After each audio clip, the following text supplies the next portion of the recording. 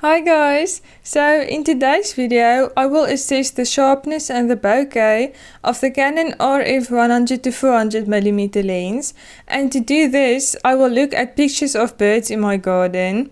I feel like looking at bird feathers is a good way to see how well the lens will perform in real life use cases. I'll be using the lens on my Canon R7 and I'll include many sample photos, so I hope you'll find this video helpful. So at 400mm, this lens has a maximum aperture of f8, which is quite small compared to many other lenses, so we'll have to see how good the bokeh can be. So here's the first photo.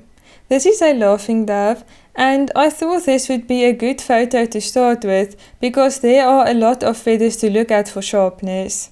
And I think the lens looks very sharp in this photo. Considering how close the out of focus elements are, I'm also quite impressed with how they look in this photo. Here's the next photo. It's a Cape wagtail and it was really close to me, and just look at how good the bokeh looks because of this.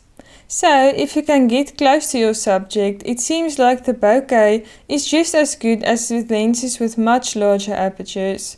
I also think the sharpness is very impressive in this photo. Now here's one where I couldn't get quite as close to the bird, and the background is clearly a lot busier and somewhat distracting in this case. The sharpness still looks great though. Here's another photo showing what this lens is capable of in terms of bokeh in the right circumstances. Here I was quite close to the bird and the background was fairly far away from the bird, and I think the result looks wonderful. This next photo wasn't taken in my garden, but I thought it would be good to show it in this video because of the weird thing I noticed in it. Look at how strange the lens made these out of focus branches. Now I didn't really notice anything like this in any of my other photos, but it's definitely something to be aware of. Here is another photo of a Cape wagtail, and you can see how gradual the bokeh fall off is. I think this lens does a really good job with it. To conclude, I have to say that this lens really impressed me.